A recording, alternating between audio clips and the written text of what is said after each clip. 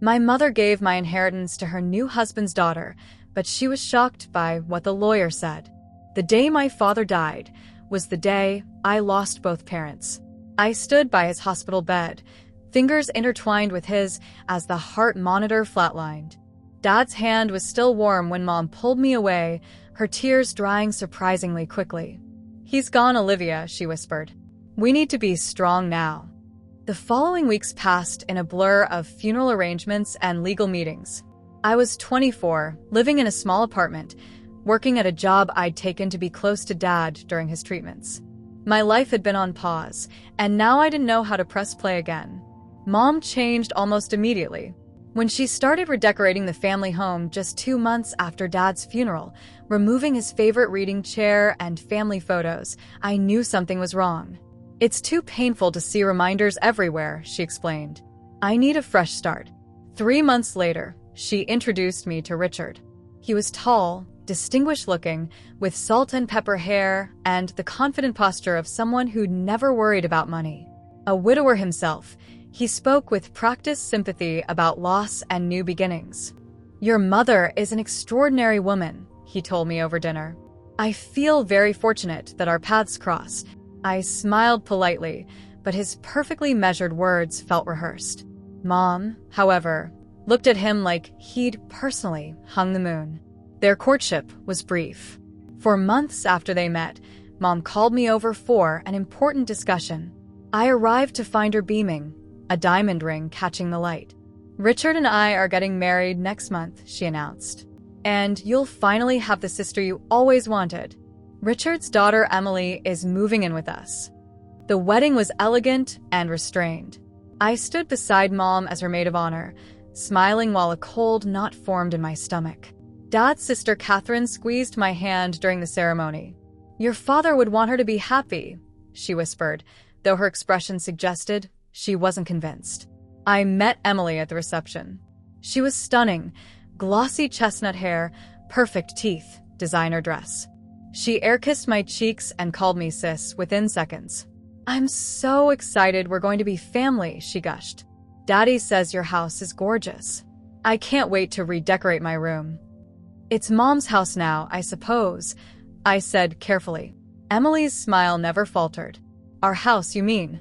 We're all family now." Over the next 6 months, my childhood home transformed.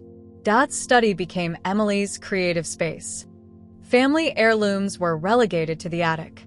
Mom, who had once cherished the antique dining set that had belonged to my grandmother, now praised Emily's fresh eye when she suggested replacing it. I tried calling Mom for usual Sunday coffees, but she was always busy, shopping with Emily, attending charity events with Richard, or just too exhausted. When I did visit, conversation inevitably revolved around Emily's job prospects, Emily's boyfriend, Emily's talents. "She's doing amazing work with her photography," Mom would say, showing me Instagram posts of filtered sunsets.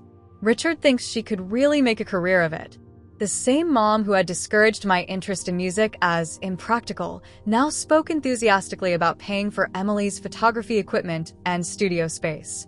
Then came the day that shattered everything. Mom called, asking me to come over for dinner. "We need to discuss some financial matters," she said, her voice oddly formal. "Richard's financial advisor will be joining us." I arrived to find them all seated in the living room. Mom, Richard, Emily, and a thin man introduced as Mr. Pearson. Emily couldn't seem to stop smiling. "Olivia, dear," Mom began.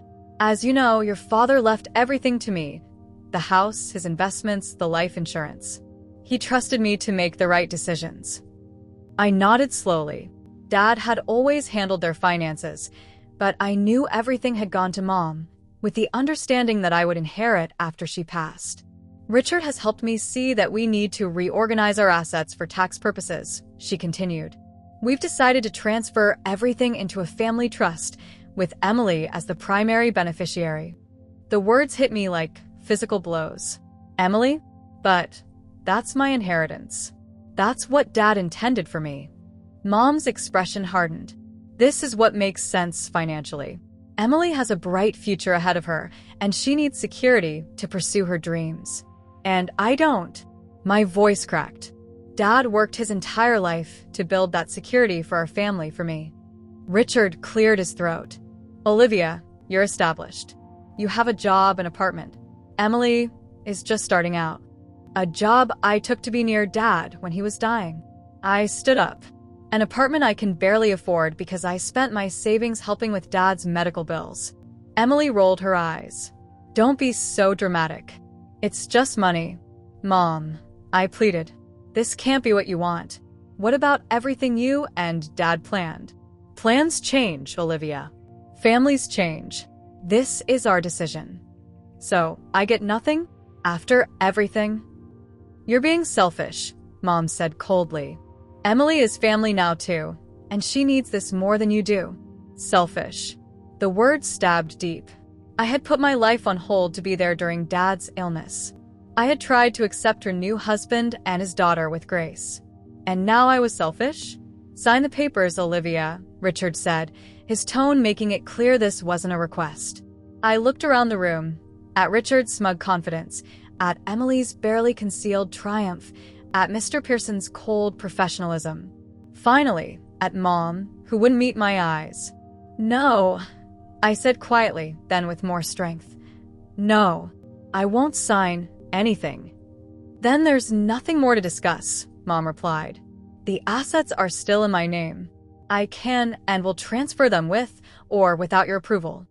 I grabbed my purse and walked to the door. Dad would be ashamed of what you've become, I said, the words flowing from a well of pain so deep I hadn't realized it existed. Mom flinched, but quickly recovered. You can see yourself out. I walked out of that house, no longer my home. I got into my car, hands shaking, tears blurring my vision. I was 25 years old, alone, with nothing but a minimum wage job and a tiny apartment with roommates. Everything I had counted on was gone. I had no safety net, no family to fall back on, no future security. I had nothing. 3 days after walking out of my mother's house, I was still numb. My roommate Zoe had taken one look at my face when I returned that night and wordlessly handed me a glass of wine. I told her everything through broken sobs. Your mom's been body snatched, she concluded. The woman who raised you wouldn't do this. But she had. And now I was facing the brutal reality of starting over with nothing. I called in sick to work for the second day in a row, unable to face customers at the coffee shop with my puffy eyes and hollow smile. My phone had been buzzing with texts from Mom, first angry, then pleading, but I couldn't bring myself to read them. The morning sun filtered through the cheap blinds in my bedroom as I scrolled through job listings. My degree in business administration felt worthless now that I needed to earn enough to support myself entirely. Without the safety net of my inheritance, the future stretched before me like an empty highway with no end in sight. When my phone rang with an unknown number, I almost didn't answer. Probably another debt collector about my student loans. Hello. My voice sounded distant, even to my own ears. Ms. Olivia Garrett? This is Martin Gallagher. The name hit me like a splash of cold water. Mr. Gallagher had been my father's attorney for over 20 years. I hadn't seen him since the funeral, where he'd squeezed my shoulder and told me my father had been one of the good ones. Yes, this is Olivia. I sat up straighter. I hope I'm not disturbing you. There was something in his tone, a tension, an urgency, that made the hair on the back of my neck stand up. I need to speak with you about your father's estate. My stomach clenched. There's nothing to discuss. My mother is giving everything to her stepdaughter. A pause. Yes, I've heard about that development. Another pause, longer this time. Ms. Garrett, Olivia, I think it would be in your best interest to come to my office. Today, if possible. Why? Is there something I don't know? There's quite a bit you don't know, he replied, his voice dropping slightly. And I'd rather not discuss it over the phone. How does 2 o'clock sound?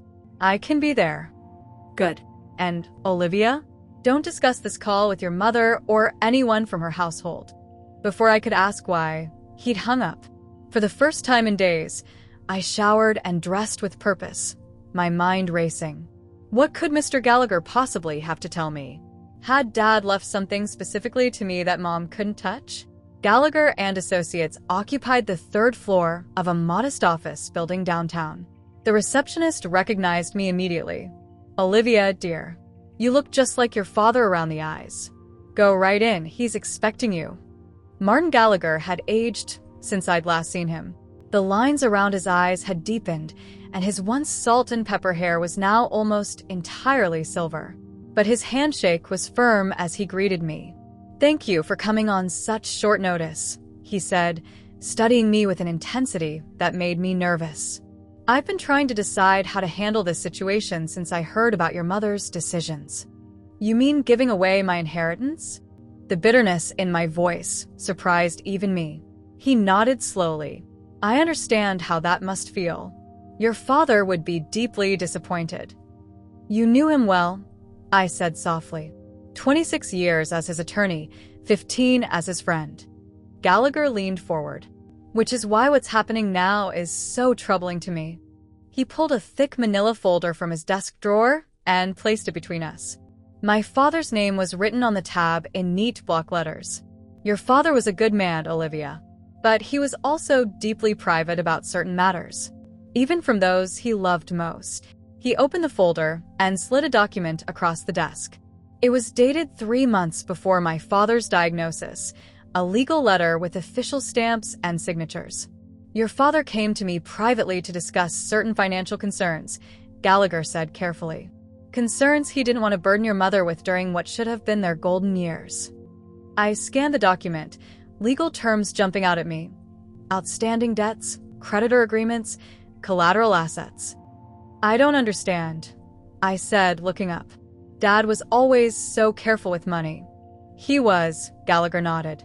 "Until about 8 years ago, when he made some investment decisions that didn't pan out." "Investment decisions?" I echoed. "A friend's startup company. Your father believed in the product, a medical device that could have helped thousands. When the company failed FDA trials and collapsed, he felt personally responsible." "How bad is it?" I whispered. Gallagher turned several pages in the document. "Your father managed to keep up with the interest payments, restructure some of the debt, but the principal amounts remain substantial. Nearly $2.8 million all told." The room seemed to tilt. $2.8 million? That's more than the estate is worth, he finished gently. "Yes." I felt like I'd been punched in the stomach. My father, my responsible, dependable father, had been secretly drowning in debt while maintaining our family's comfortable lifestyle. "Does my mother know?" Gallagher shook his head. "Your father made me promise not to tell her unless absolutely necessary. He'd been planning to liquidate some assets, work a few more years. Then his diagnosis came." He handed me another document, newer, think still crisp and black. "This is the agreement your father made with his creditors. They allowed him to defer major payments until after his death, using the estate as collateral. He wanted your mother to have time to grieve before dealing with financial matters. So the inheritance," my voice trailed off as realization dawned, "is largely offset by debt, yes."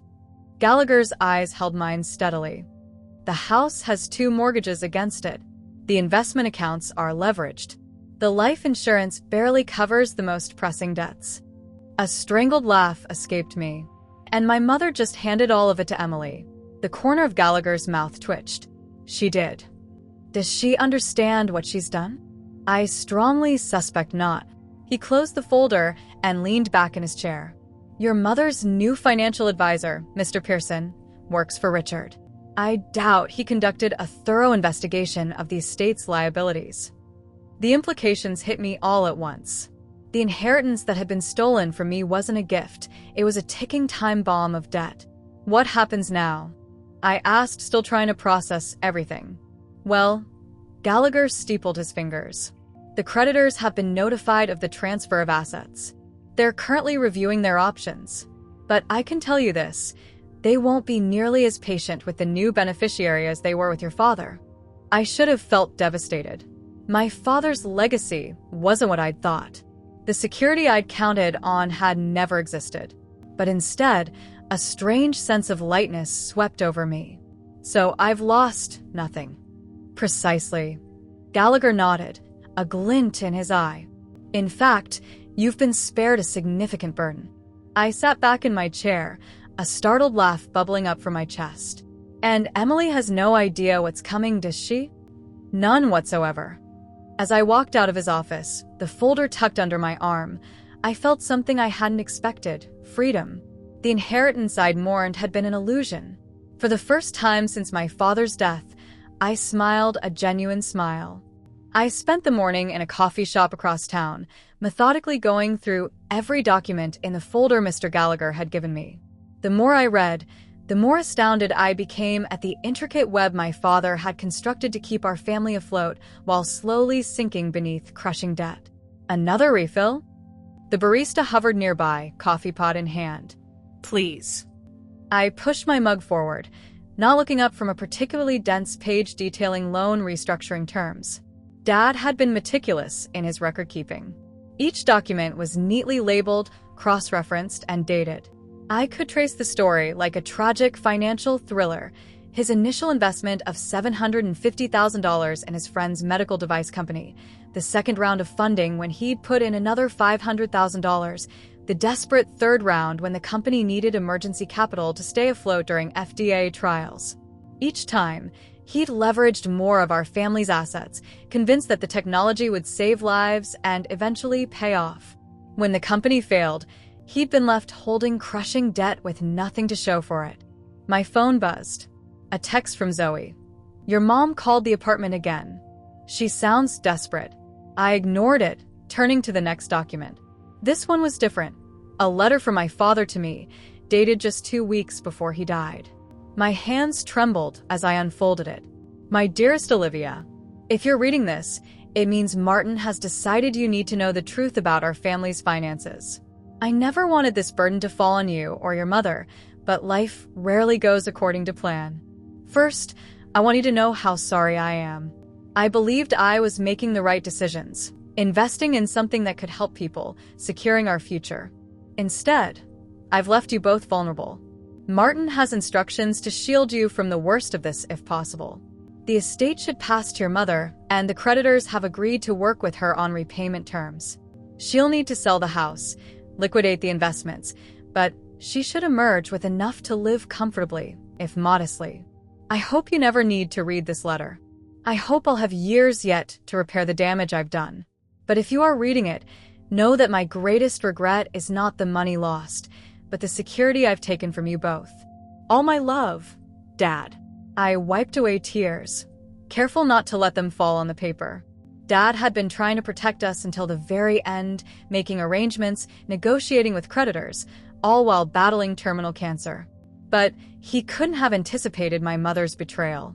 He couldn't have known that she would remarry so quickly and hand everything over to a virtual stranger, his careful plans derailed by her impulsive decisions. My phone rang. Unknown number. I hesitated, then answered. Ms. Garrett? This is Thomas Wilson from Alliance Financial Recovery. The voice was polite but firm. I'm calling regarding some outstanding debts associated with properties recently transferred into your name. I nearly choked on my coffee. I think you have the wrong person.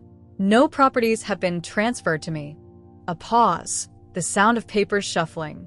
Our records indicate you're the daughter of James Garrett, deceased. Is that correct? Yes, but the estate was transferred to Emily Preston, my stepsister. Not to me. More paper shuffling. I see. Our records must be outdated. Can you provide contact information for Ms. Preston? The question hung in the air. I could simply give them Emily's number and walk away. But something stopped me. May I ask what this is regarding, specifically? The man cleared his throat. I'm not at liberty to discuss specific details with non-account holders, but I can say it relates to substantial outstanding balances secured by property at 1487 Oak Ridge Lane, the family home where my mother and Richard now lived, where Emily had redecorated my old bedroom. I understand. I don't have her contact information on hand, but I'll make sure she knows to expect your call. I hung up, staring at my phone. This was just the beginning. Soon, creditors would be calling daily. Letters would arrive. Eventually, legal notices. I gathered the papers, slid them back into the folder, and headed to my apartment. As I walked, 3 more calls came in from unknown numbers. I let them all go to voicemail. The debt collectors were circling. When I reached my apartment, Zoe was waiting, concern etched on her face. Your mom called 4 times. The last time, she was crying. What the hell is going on? I dropped my bag and collapsed onto our threadbare couch. Remember how I told you they took my inheritance away? Turns out it wasn't much of an inheritance after all. I explained everything. The failed investments, the massive debts, the house mortgage to the hilt. Zoe's eyes widened with each revelation. Holy shit, she whispered when I finished. So, instead of screwing you over, they actually saved you from financial ruin? Looks that way.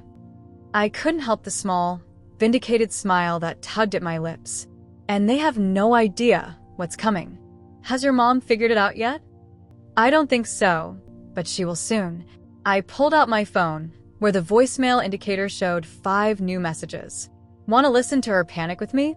I put the phone on speaker and played the first message. Olivia, it's Mom. Please call me back. It's important. Her voice sounded strained but controlled. The second, Olivia, there's been some confusion with Dad's accounts. We need to talk. Call me. The third, Olivia, please. Some men came to the house asking about loan payments. I don't understand what's happening. Call me back. The fourth, Olivia, I'm scared. There's a lien notice on the house. Richard is furious. Emily's crying. Please call me. The fifth left just 30 minutes ago. Olivia. Her voice was barely a whisper now, choked with tears. Everything's falling apart. The bank says we owe millions. They're saying Dad borrowed against everything.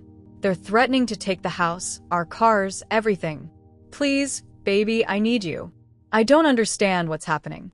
Zoe stared at me. Wow. That's karma. I finished for her. Are you going to call her back?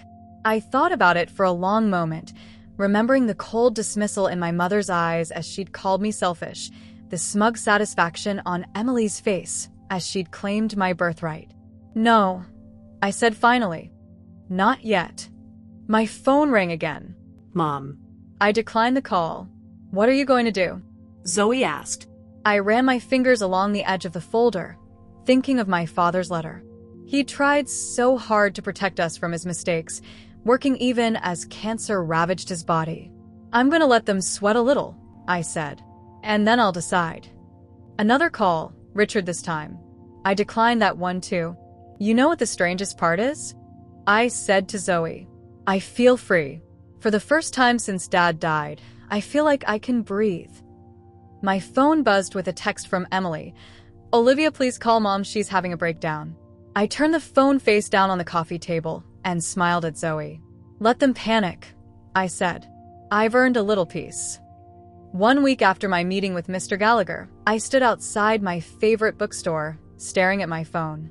17 missed calls in the past 24 hours alone, 8 from Mom, 5 from Richard, and 4 from Emily. The texts had grown increasingly frantic. Olivia, we need to talk. Right now. Richard, the bank froze our accounts. Where are you? Emily. Baby, please, I don't know what to do. They're saying we have to leave the house, Mom. I slipped my phone back into my pocket and pushed open the bookstore door, the familiar bell jingling overhead. I'd started a new job here 3 days ago. Not glamorous, not well-paying, but surrounded by books in a quiet environment where I could think. Morning, Olivia, said Marcia, the owner, glancing up from her inventory list. You're early. Couldn't sleep, I admitted, hanging my jacket on the backroom hook. Mind if I start shelving the new arrivals? The methodical work of organizing books soothed me as I considered my options. I'd learned from Mr. Gallagher's daily updates that the situation at my former home was deteriorating rapidly. The creditors, who had been patient with my father, were considerably less accommodating to Richard and Emily. As I arranged a row of novels, my phone buzzed again. I expected another desperate plea from my family, but it was Mr. Gallagher. Just got off the phone with Essex Bank. They're moving to foreclose on the house. Thought you should know. MG.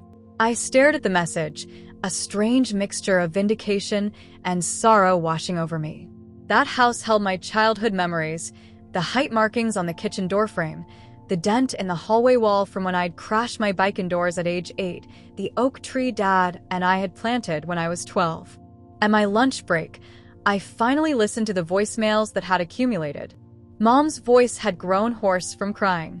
Richard's authoritative tone had given way to desperation.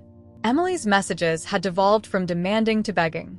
The last voicemail, left at 2:17 a.m., was different.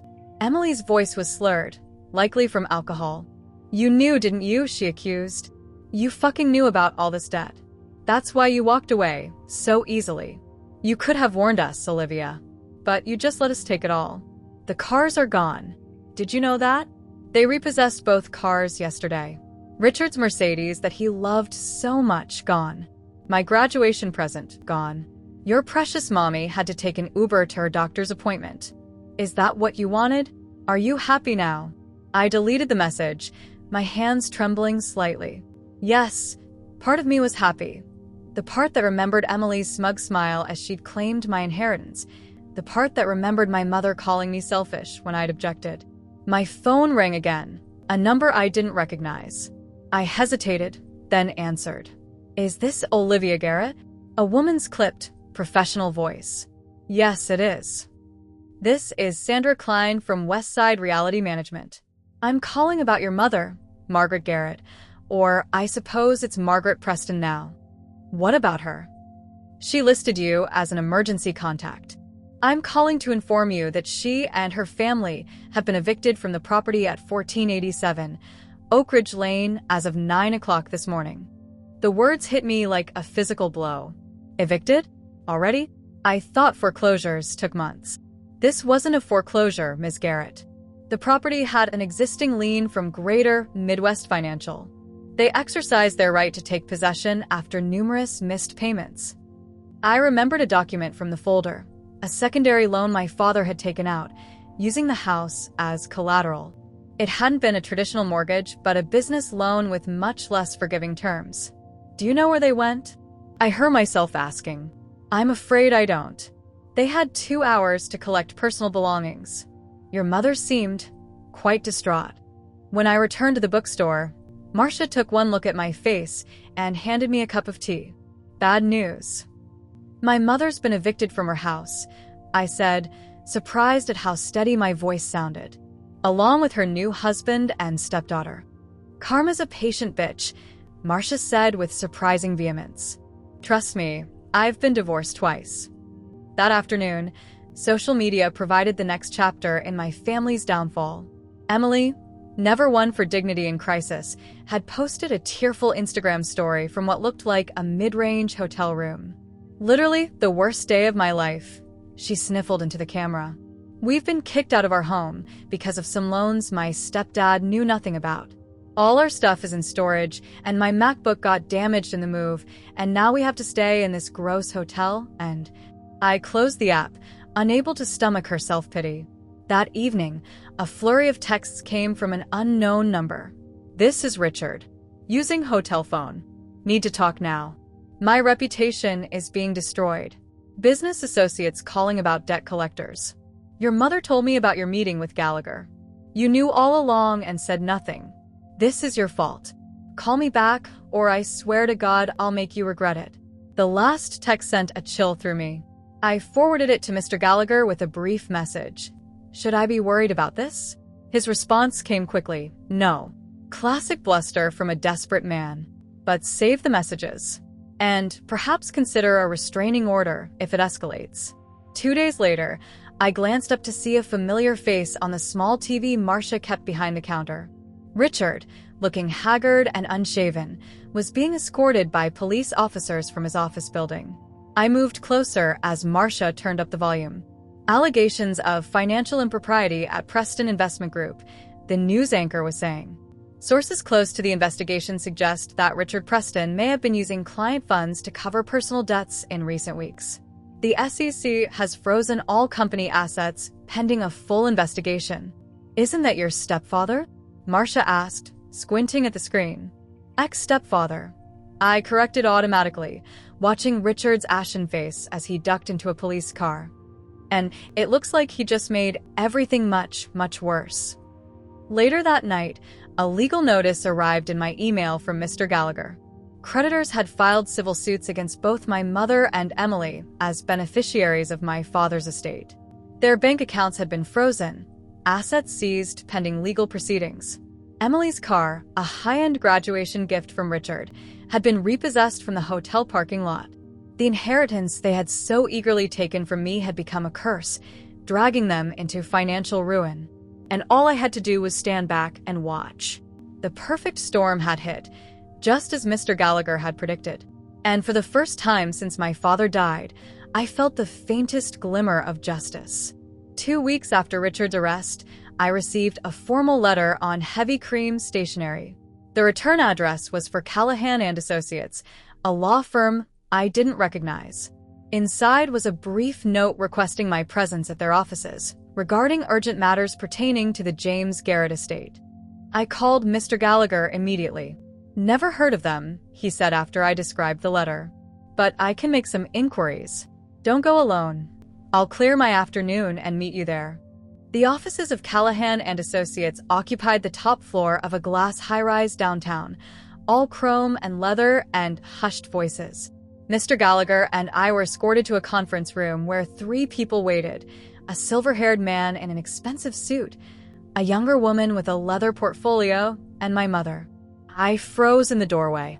Mom looked like she had aged 10 years in 3 weeks. Her carefully maintained blonde hair showed dark roots. Her designer clothes had been replaced by a simple blouse and slacks, and the confident posture I'd known all my life had crumpled into something fragile and hesitant. When she saw me, her eyes filled with tears. "Olivia." I didn't move toward her. "Mom."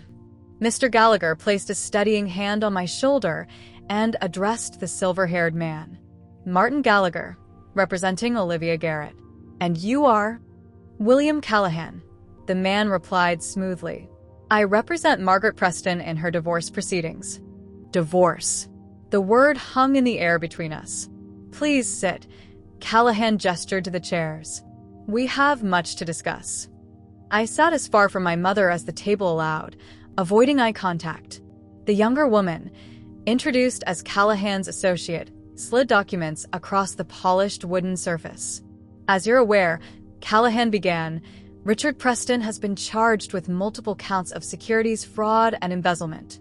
My client filed for divorce immediately upon learning of his indiscretions." "Wise move," Mr. Gallagher commented. "But I fail to see what this has to do with Ms. Garrett." "To put it bluntly," Callahan continued, "Mrs. Preston needs her daughter's assistance to extricate herself from the financial disaster her soon-to-be ex-husband has created." I laughed, a short, humorless sound that made my mother flinch. "You're kidding, right?" "Olivia, please." Mom finally spoke, her voice barely above a whisper. "I know I don't deserve your help, but I don't know what else to do." I felt my resolve wavering at the desperation in her voice, but steeled myself.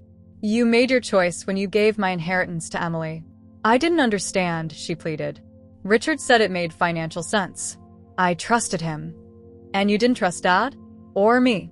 The bitterness I'd been suppressing seeped into my voice. "Where's Emily now? Why isn't she here, helping you?" Mom's gaze dropped to her hands.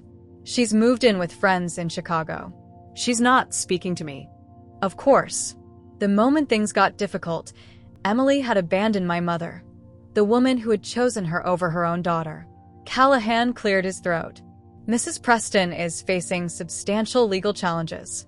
The creditors are pursuing her aggressively, and she has limited options." "And what exactly do you expect Olivia to do?" Mr. Gallagher asked. The associate slid another document toward us, a power of attorney form with my name filled in. "We need Ms. Garrett to take legal control of her father's estate," she explained. "As his direct descendant, she is standing to challenge some of the creditors' claims and potentially negotiate more favorable terms." "You want me to take back the debt bomb you gave away?" I said incredulously. "After cutting me out completely, you want me to step in and clean up your mess?" "There's more," Callahan said quietly. He nodded to the associate, who produced another document. A deed transfer. Mrs. Preston's name was added to several of your father's lesser investment properties before his death. These properties weren't included in the main estate transfer to Emily Preston. If you sign these papers, your mother will transfer full ownership to you immediately. Mr. Gallagher took the papers, studying them intently. These appear to be legitimate assets, not encumbered by the same debt issues. Why would you do this? I asked my mother directly. She looked up, her eyes red-rimmed but clear. Because it's what your father would have wanted. Because it should have been yours all along. Her voice broke. Because I was wrong, Olivia. So terribly wrong. And Richard? I asked. What does he think about all this?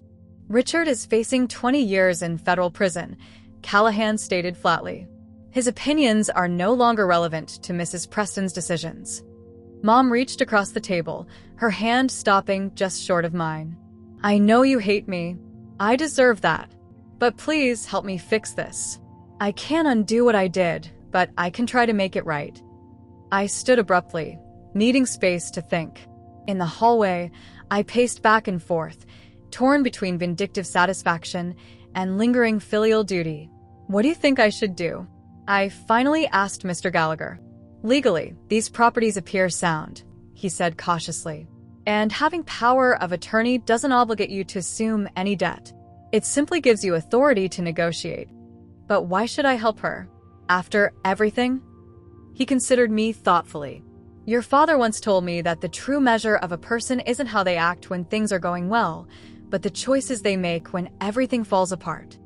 I returned to the conference room, my decision made.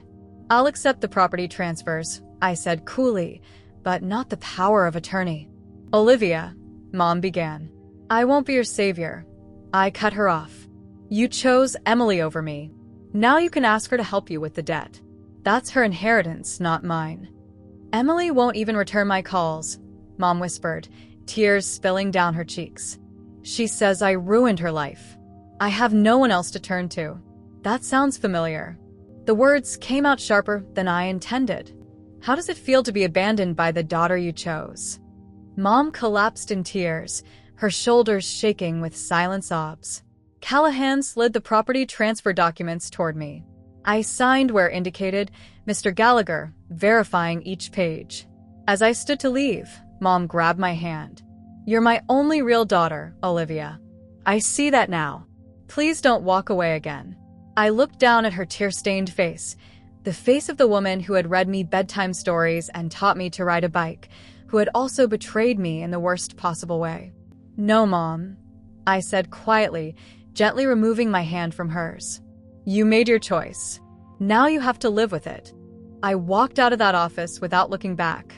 6 months after walking away from my mother in that lawyer's office, I stood on the balcony of my new apartment, watching the sunset paint the city skyline in gold and crimson. Below me, traffic flowed along streets I once thought I'd never be able to afford to live near. Now this view was mine. The 3 properties my mother had signed over to me had proven more valuable than even Mr. Gallagher had anticipated. 2 small commercial buildings with long-term tenants and a vacation cottage in a lakeside community that had recently become trendy among young professionals. Unlike the rest of my father's estate, these properties had been purchased early in his career before the failed investments and mounting debt. To new beginnings, said a voice behind me. I turned to see Zoe, holding 2 glasses of champagne, her smile wide as she joined me on the balcony. To freedom, I countered, taking one of the glasses and clinking it against hers. Freedom was exactly what I'd found in the aftermath of my family's implosion.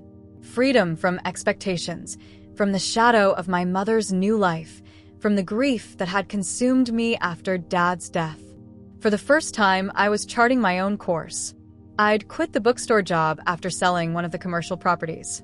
The proceeds had been enough to pay off my student loans and provide seed money for the small business consulting firm I'd started with 2 classmates from college. We specialized in helping family-owned businesses avoid the pitfalls my father had encountered, a fitting tribute to his memory. Any word from your mom? Zoe asked cautiously. I shook my head. Not directly. Mr. Gallagher says she's selling jewelry to cover legal fees. The divorce is getting ugly. After I'd refused to help, my mother had been forced to declare bankruptcy. The courts had appointed a trustee to handle the massive debt that had been transferred to Emily, who is now facing her own legal battles. Richard remained in jail awaiting trial, his assets frozen, his reputation destroyed. It was strange to feel so disconnected from their struggles, like watching a movie about strangers whose lives had briefly intersected with mine. My phone chimed with a text. It was from Aunt Catherine, my father's sister, who had reached out after hearing about the family drama. Just checked on your mother like you asked. She's moved into that small apartment near the community college. Seems to be holding up, all things considered. Still asking about you. I texted back a quick thank you. Despite everything, I couldn't help keeping tabs on Mom from a distance. Not out of obligation, but because part of me needed to know she was surviving, picking up the pieces just as I had been forced to do. You know, Zoe said thoughtfully, you could reach out to her if you wanted. It's been months. I swirled the champagne in my glass, watching bubbles rise and burst. I'm not ready. Maybe someday, but not yet. The truth was, I didn't know if I'd ever be ready to let my mother back into my life. The betrayal had cut too deep, the wounds still tender despite the time that had passed. But I had stopped wishing for her downfall. That was progress, I supposed. My phone rang, Mr. Gallagher's number. Olivia, he said when I answered, his voice warm. I have some news I thought you'd want to hear immediately. Good or bad? Good. Remember that safety deposit box your father mentioned in his letter? The one we couldn't locate? Wells Fargo finally found it in a branch across town, registered under a corporate name. My heart quickened. Dad had mentioned a safety deposit box in passing, but with everything else happening, we'd set aside the search. What was in it? I asked, stepping back inside my apartment for privacy. Insurance policies, Gallagher said, an unmistakable smile in his voice. 3 of them, all listing you and only you as beneficiary. Your father set them up years ago, separate from the estate. The creditors have no claim on them. My legs felt suddenly weak. I sank onto the sofa. How much? Combined? Just over $1 million. The room seemed to tilt. $1 million set aside just for me, protected from the storm that had consumed everything else. Dad had created a safety net after all, a final gift that had remained hidden until now. He knew, I whispered. He knew something might happen to the estate. He hoped for the best but planned for the worst, Gallagher agreed. It's what made him such a good businessman, despite his later missteps. After the call ended, I sat motionless, tears sliding down my cheeks. Not tears of grief this time, but of profound gratitude. Even from beyond the grave, Dad had found a way to protect me. Later that night, I pulled out the small wooden box where I kept Dad's letter. Rereading his words, I found new meaning in them. I hope you never need to read this letter, he had written.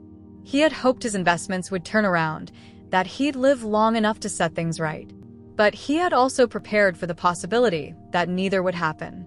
While my mother, Richard, and Emily dealt with lawsuits, asset seizures, and public humiliation, I was building something new from the foundation my father had carefully laid. The irony wasn't lost on me. Had my mother not given my inheritance to Emily, I would have inherited the crushing debt along with the assets. By cutting me out, she had inadvertently spared me from financial ruin. And now, with the insurance policies, I had more security than I would have had with the original inheritance. The following week, I received a small package, no return address, but the handwriting was unmistakably my mother's. Inside was my grandmother's sapphire ring, which I had admired since childhood, along with a simple note. This was always meant for you. I'm sorry for everything. I slipped the ring onto my finger, surprised by the lack of anger I felt. The rage that had sustained me had gradually given way to something quieter, more peaceful, acceptance, perhaps, or simply the wisdom to know that holding on to bitterness would only limit my own future. Dad had protected me in ways I never understood while he was alive. His legacy wasn't the financial security he'd tried to build, but the values he'd instilled in me: resilience, integrity, the courage to start over. As for my mother and her new family, their downfall had become the consequence of their own choices. Their greed had been their undoing, while I had found something far more valuable than money. I had found freedom,